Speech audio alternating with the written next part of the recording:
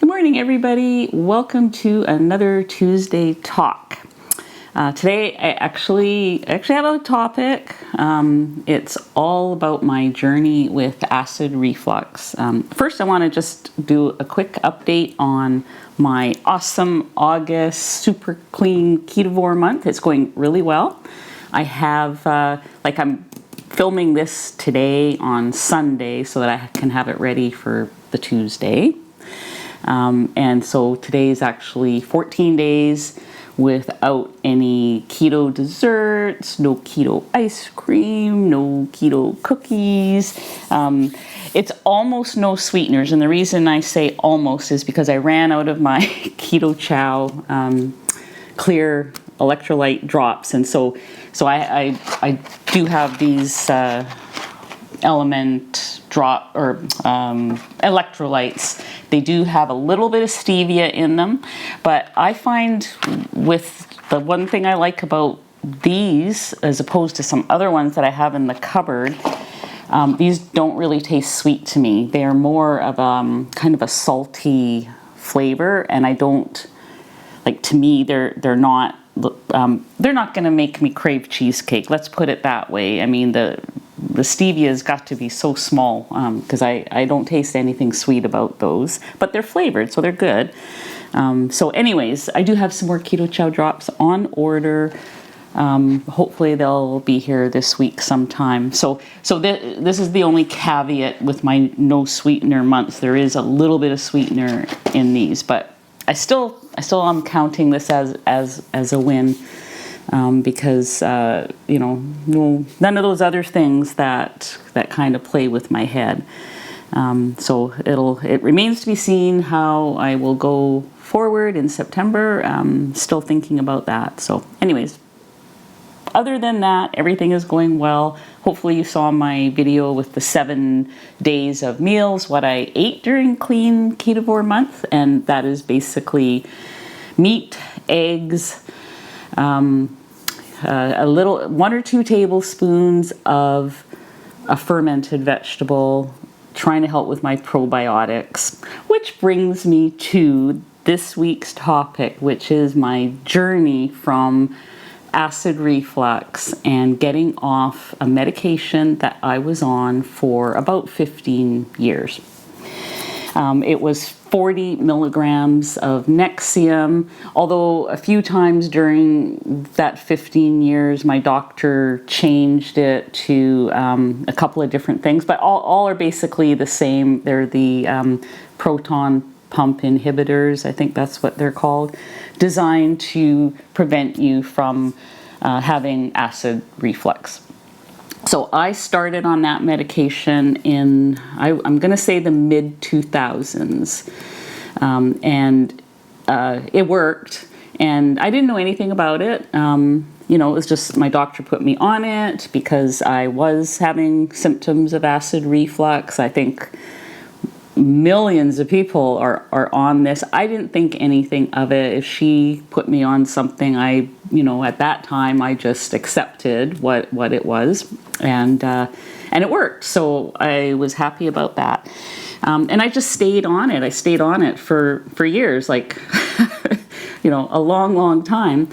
And then in around, I want to say the end of 2018 or early 2019, when I was in her office having a checkup, she said, wow, you've been on this for a long time. I think you should try having less or getting off of it.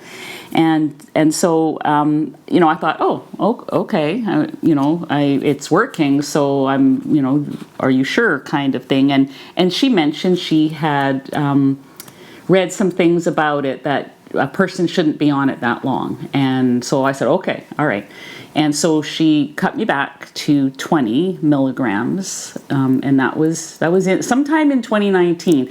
And the reason I know that it was in 2019 is because that was the last time I saw her. I haven't been back for an appointment. I've had a couple of video appointments or whatever they're called, like phone appointments with her because of COVID. The doctors all around here, anyways, they stopped seeing patients in person.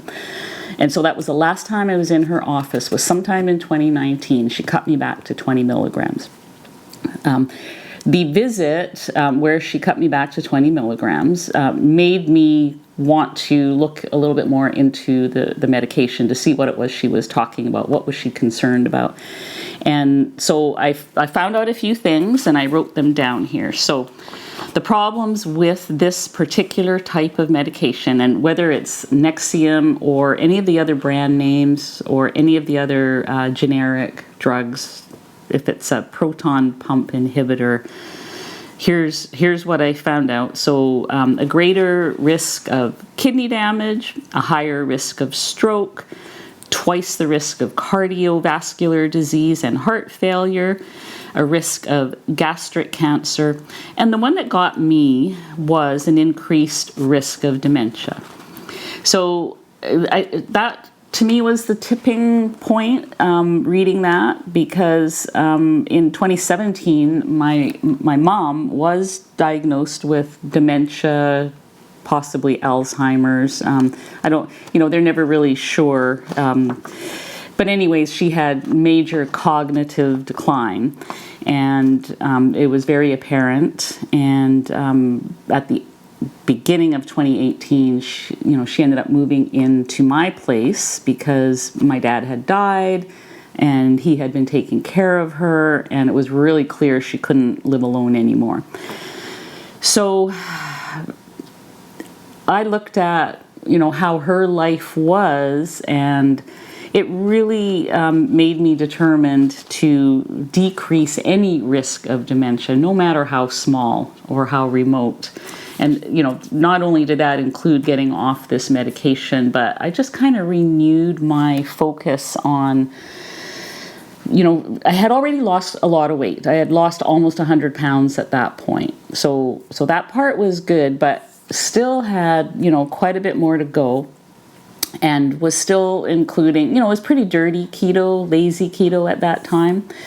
And I started cleaning things up in those years. Like I started, eating, trying to eliminate any processed food. I started cutting back on dairy. Anything that was related to damage, any type of damage, inflammatory damage. Things that are bad for your heart are also bad for your brain, and so just wanting to prevent, if in any way I could, to have the same fate as my mom. So at around that same time, I started going really clean keto, and the 20 milligrams was okay while I was It wasn't as good as the 40 milligrams. I was suffering a little bit, but not too much.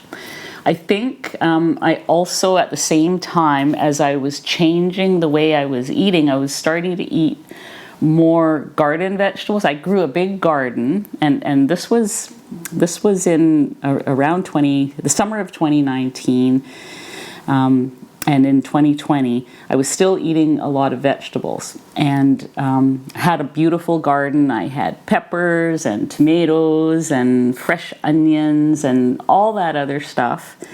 And I started to really still, even with the 20 milligrams, I was starting to get nightly heartburn and headaches and things like that.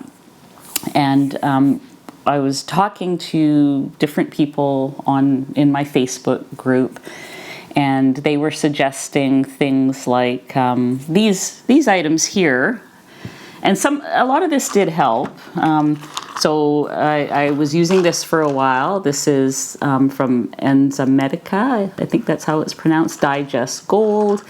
That helped. That really helped. It's like a probiotic. And it helps to break down, it says improves breakdown and absorption of food nutrients, and it's meant to digest protein, fats, and carbohydrates, and fiber. So that helped. And same with this Acid Soothe by the same company. It's digestive discomfort. So I started taking some of these.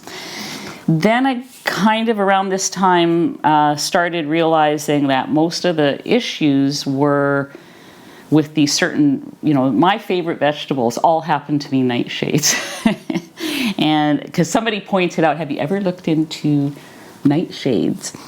And so I started looking into nightshades, and I realized, my worst reactions are when I eat raw tomatoes, raw peppers. I discovered black pepper and how it just about killed me some nights, like it was so bad. So I realized I also had some food sensitivities that I believe were being covered up by this many years of the acid reflux medication, the Nexium. Around that time, it was in 2019, late 2019 or early 2020, someone in the Facebook group, Sherry, thank you very much. She's actually now an admin in the group. She pointed me to a video done by Steve over at Serious Keto. And I know probably all you guys know who he is and his fantastic channel.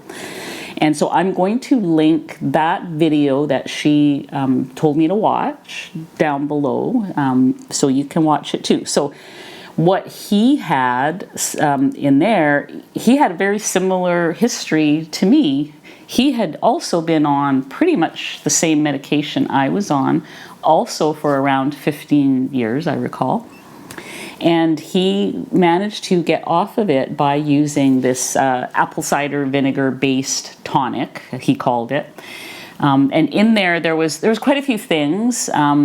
There was, I wrote it down. There was like cinnamon, lemon juice, pink salt, stevia, and apple cider vinegar and water.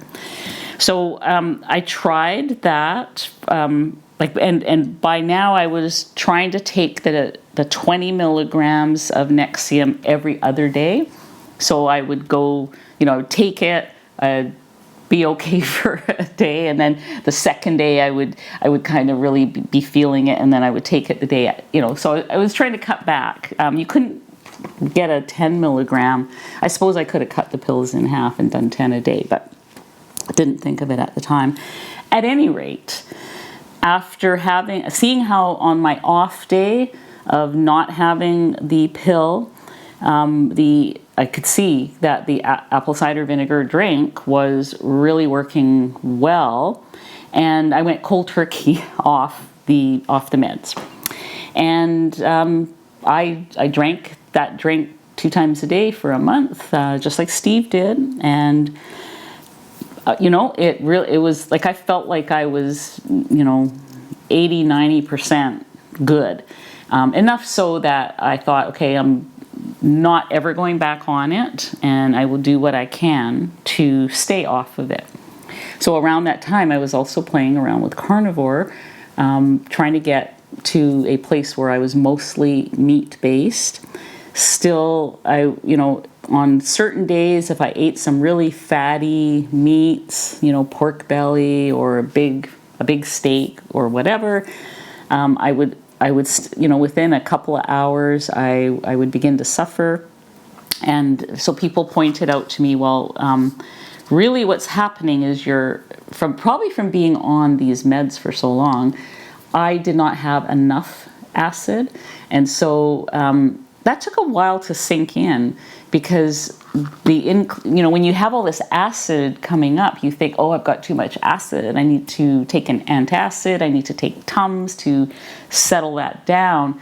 But what is really happening for me is not enough acid, and so the indigestion is coming from not being able to digest the food properly. And so someone recommend this bile fat digestive enzyme, and so I took that for a while, and betaine, I don't know how to pronounce these things, HCl 500 milligrams, promotes healthy digestion, helps relieve gas and bloating. So it contains hydrochloric acid. So these things, this is putting more acid in. And then at some point I just thought, more acid in, I'm just going to continue with the apple cider vinegar drink. And to this day, that's what I'm using. I ditched all the other ingredients in the tonic when I realized it was really the apple cider vinegar that was helping this. And so if there's any magic in that drink, it is this. This is the ingredient. This is Bragg apple cider vinegar, unfiltered, with the mother. This is the one you want to get, and I mean, it is cheap. It is so much cheaper than the drug, for one thing. And any of these can all be pricey, especially this one. Although, you know, I sort of felt this one was worth it while I was still eating the vegetables. Once I stopped eating most vegetables, it didn't seem like I should spend the money on it anymore. But so if you're still eating vegetables and other things, this is a good one to have. It actually really helped me a lot. These other things, though, I've replaced it with this. And so what I'm doing now is typically I can get through most days without making a drink. This month has been a little different, though, and I think it's because I have cut everything out except meat and eggs and, you know, my couple of tablespoons of fermented foods when I remember. There's been days when I have not remembered. And I think because my snacks, too, I'm allowing myself either a boiled egg or a piece of bacon if I'm truly hungry between meals. That is the only snack I'm eating. So it's meat and fat is 95% of what I'm eating right now. And I think maybe just that extra has you know, caused a little bit of indigestion. And so on a day like that, like today I'm having pork belly for lunch, I'm probably going to need to make a drink. I just get I have a big glass with a straw and a lid, and I fill it with ice. I fill it with filtered water from my fridge and 1 tablespoon of this. And at any, you know, if I'm starting to feel that burning sensation, a few sips and it's gone. So it works extremely well. So I'm really grateful that I saw that video and that I am off the medications. So I don't know, you know, I hope that this helps somebody out there. I think it's the only medication that I was taking at that point, and I'm feeling quite grateful for that. And so I highly encourage you to give it a try. I mean, even if you can cut back on that medication, I know that some people are worried. I had a lot of comments when I brought it up last week, and some people are worried about what will happen if they go off it. It's a horrible medication to go off of on your own. So make sure your doctor knows you're trying to cut back. Maybe they can give you a lower dose so you can taper off. And you know, rely on this because it worked well for me. So, and I mean, I absolutely do not want to encourage anyone to defy their doctor. I'm not a medical professional at all in any way, shape, or form. Just sharing what worked for me. So, I hope you find any of this useful. And if you have any questions, any further questions about it, just shoot me a comment below, and I'll try in any way I can to help and to answer those questions. So that is it for this week. I'll see you guys next week.